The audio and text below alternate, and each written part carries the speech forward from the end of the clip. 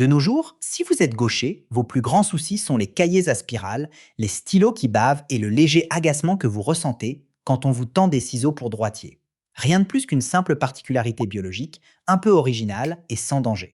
Mais si vous étiez né avec cette même configuration cérébrale il y a à peine un siècle, votre enfance aurait eu un tout autre visage. On vous aurait peut-être attaché le bras gauche à votre chaise, frappé les doigts à coups de règle en bois jusqu'à l'échymose.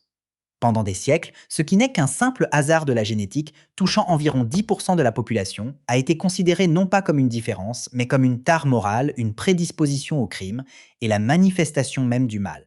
L'ampleur démesurée des souffrances infligées aux gauchers est l'un des angles morts les plus étranges de l'histoire. Et pour comprendre la profondeur de cette haine, nul besoin d'ouvrir un livre d'histoire. Il suffit de se pencher sur notre propre vocabulaire. Pensez au mot sinistre. À son évocation, on imagine un méchant de film ou une menace qui plane. Pourtant, en latin, le mot siniste signifie tout simplement gauche. C'est dire à quel point ce préjugé est profondément ancré. Le mot même qui désigne le côté gauche du corps est devenu le synonyme universel du mal. Et ce n'est pas tout. Le mot latin pour droite est dexter qui a donné dextérité, synonyme d'adresse et de grâce. En français, le mot droit est associé à ce qui est juste, à la loi. À l'inverse, gauche est devenu synonyme de maladresse. L'anglais nous a d'ailleurs emprunté ce mot gauche pour décrire une personne maladroite ou mal à l'aise en société. D'un côté, la droiture, la rectitude. De l'autre, la gaucherie, l'échec. Mais d'où venait ce dégoût universel ?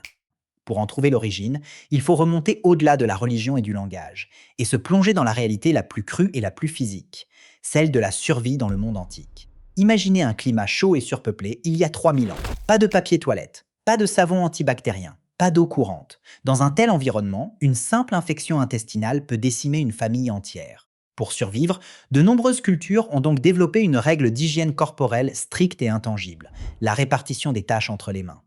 La main droite sert à manger, à donner la nourriture et à saluer.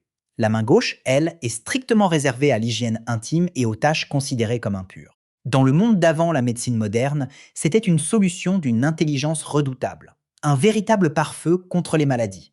Tendre le pain de la main gauche n'était pas seulement impoli, c'était mettre la vie d'autrui en danger par contamination. Mais l'être humain a cette tendance à transformer de simples règles pratiques de survie en dogmes sacrés et inviolables. Ce qui avait commencé comme une règle pour éviter les bactéries a fini par muter en une règle pour éviter l'enfer. Au Moyen-Âge, le côté gauche n'était plus seulement sale, il était spirituellement corrompu. Dans la Bible, l'Évangile selon Matthieu décrit le jugement dernier. Les brebis justes sont placées à la droite de Dieu pour hériter du royaume. Les boucs maudits sont placés à gauche et jetés dans le feu éternel. La main gauche devint alors intimement liée à la sorcellerie et à l'occultisme. Des croyances populaires se répandirent dans toute l'Europe, affirmant que le diable en personne baptisait ses fidèles de la main gauche.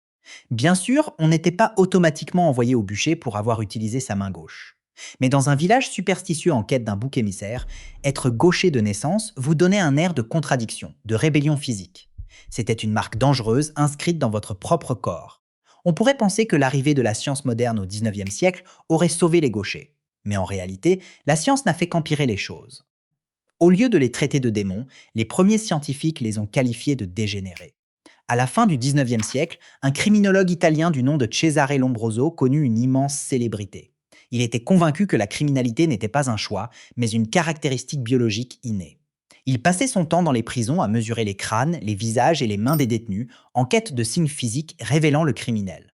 Lombroso déclara que la gaucherie était le signe d'un cerveau sauvage ou primitif. Il soutenait que les individus normaux et évolués étaient droitiers, tandis que les criminels, les aliénés et les esprits instables étaient de manière disproportionnée des gauchers. Ces théories n'avaient aucun fondement scientifique, mais elles semblaient incroyablement officielles.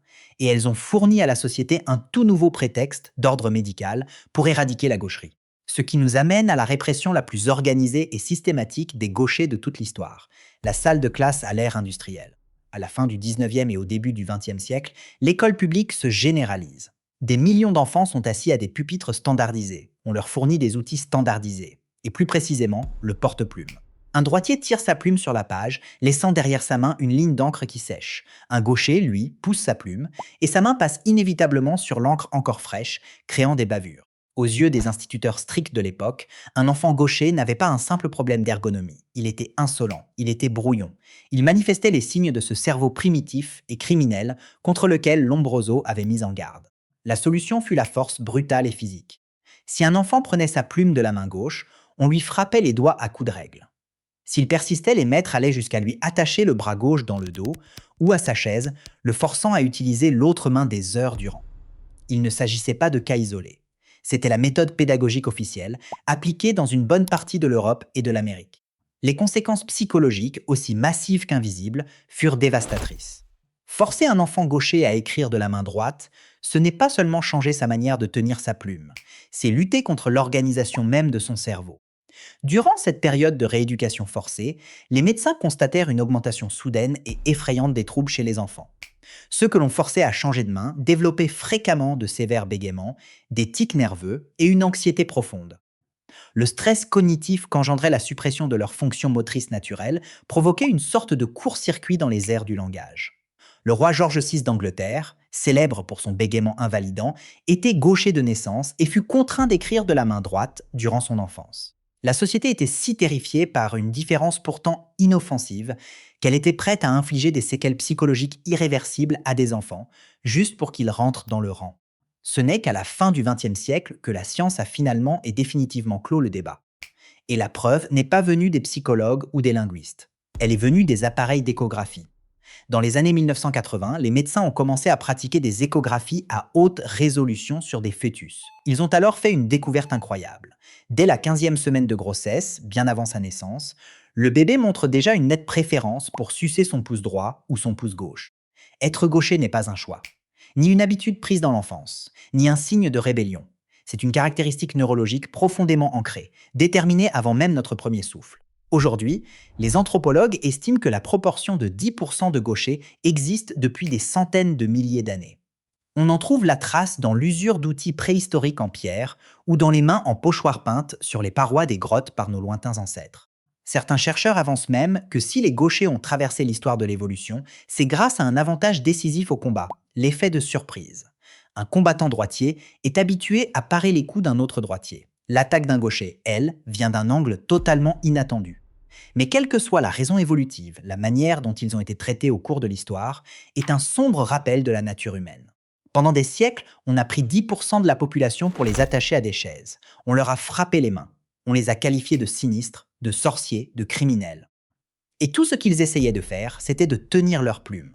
Une tragédie silencieuse et profonde, qui nous rappelle avec quelle facilité déconcertante nous pouvons observer une variation parfaitement naturelle et inoffensive du corps humain et inventer 1000 raisons terrifiantes de la réprimer.